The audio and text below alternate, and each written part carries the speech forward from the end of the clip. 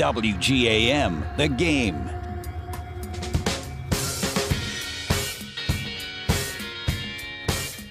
Welcome back to the New England Golf Radio Show. I am JJ Truman. We got Chris Arcane behind the board with yet another great beat song for Sunday morning. We've got John Jelly, the tournament director of the New Hampshire Golf Association, on the phone. John, how are you doing this morning? JJ, I'm fine, thanks. We're glad to have you on. I know you guys have been really busy. You had some junior tournaments going on, and now you got the amateur coming up. Are you guys ready for a big week this week? Yeah, this is always the highlight of the year for us, I think, and we're ready to go. Excellent, excellent. And as I said, I had a chance to get over to Nashville yesterday and play that course. And to all you New Hampshire amateur players out there, you just hope the wind wasn't like it was yesterday, because it was absolutely brutal over there yesterday. It was gusting 15, 20 miles an hour, and that did not help my game. The course was in great shape. The greens were in great shape. The fairways were excellent. It's a par 71 course, going to play about 6,400 yards. I'm not sure if they're going to make any tweaks. We can talk to John about that. And so what do you think about the format of the course? Are you guys going to make any changes to what I saw yesterday, or is it going to be about the same, John, or is that something that you don't typically deal with? Well, no, that's definitely falls under my responsibility, and we're going to, the course is not a long golf course by today's standards, right. So we're going to play it pretty much at the max. But one thing we are changing, we're going to play up on the 10th tee at about 175 yards as opposed to 210 on the back there, because as a starting hole for us Monday and Tuesday, we don't want to get behind the 8 ball right out of the gate. Right.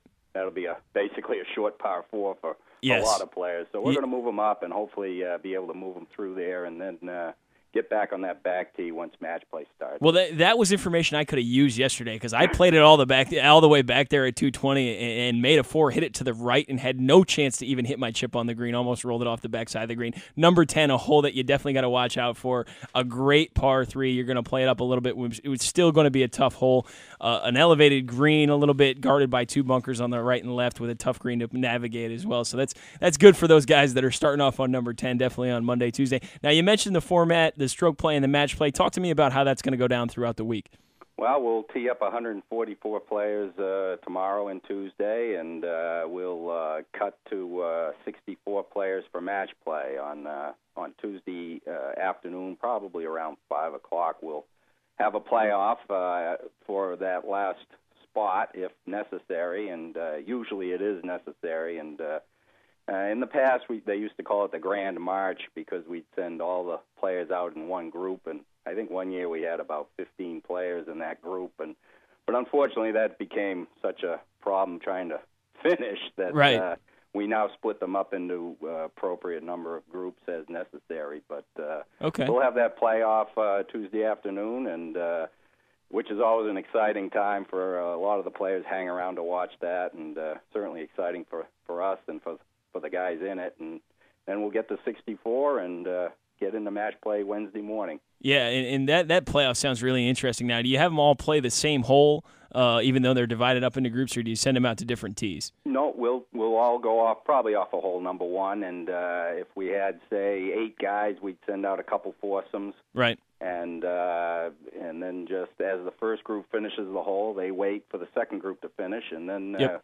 We sort it out and go from there. There you go. And number 1 is a short par 4, even from the tips back there. Probably guys will be looking to make birdie on that for sure, but definitely has a green where you can put some sucker pin placements out there. It can draw you in to try to fire at one, and you end up in one of those front side bunkers and can get you into trouble for sure.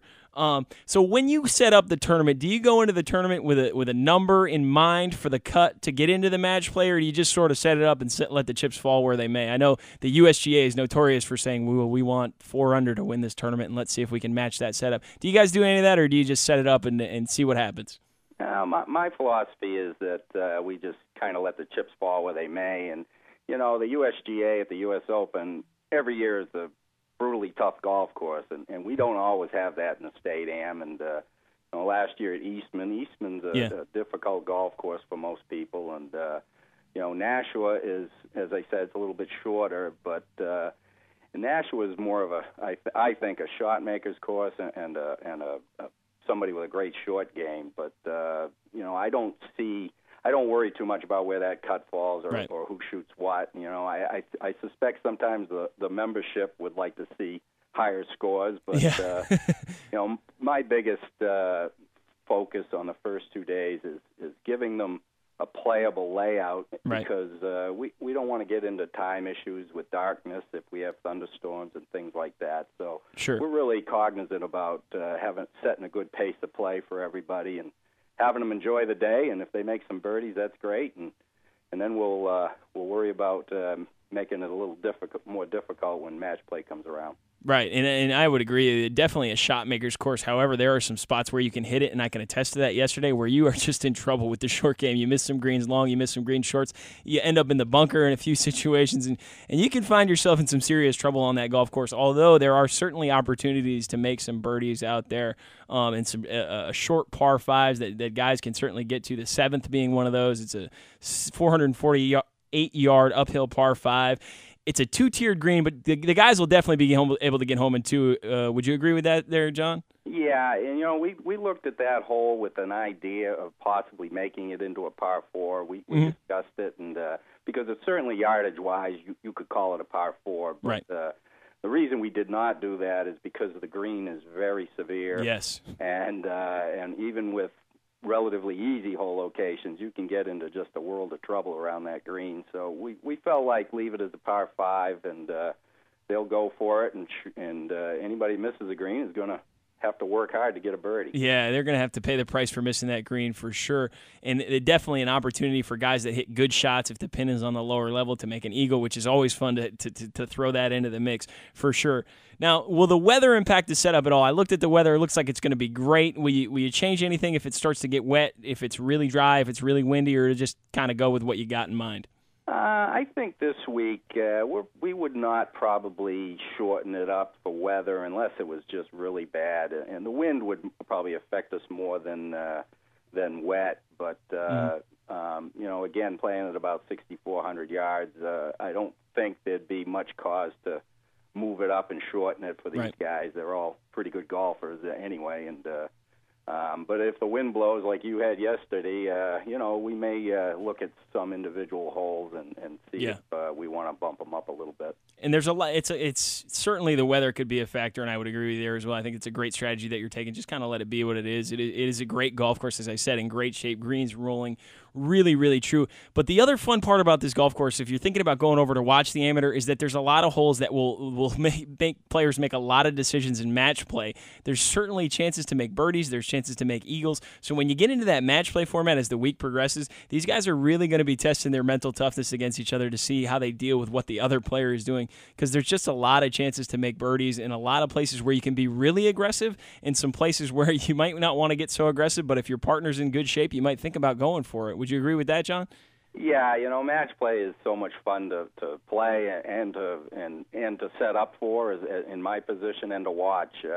It's such a strategy is just such a big part of it, because you've got one opponent that you're dealing with, and if you make an 8 on a hole, you've only lost one hole. You right. haven't lost 3 or 4 or 5 shots, and match play is exciting that way. And I think the guys who know how to think their way around are going to do better than the guys who are just grip it and rip it types.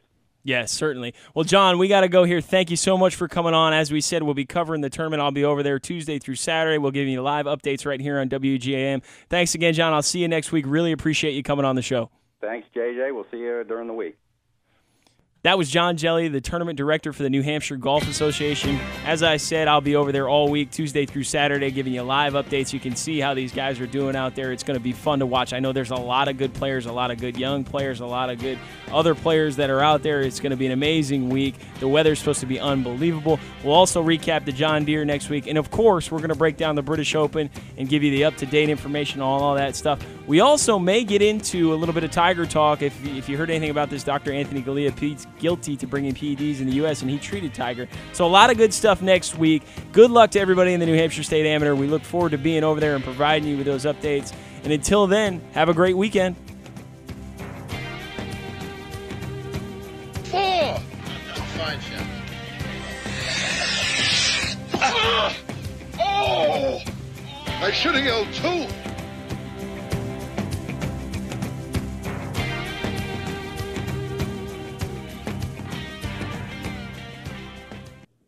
calling all NASCAR fans. Join Sports Radio WGAM The Game for the NASCAR You Pick 10 contest sponsored by New Hampshire Motor Speedway. Log on to WGAMradio.com all season long to pick your favorite 10 drivers each race weekend. Think you know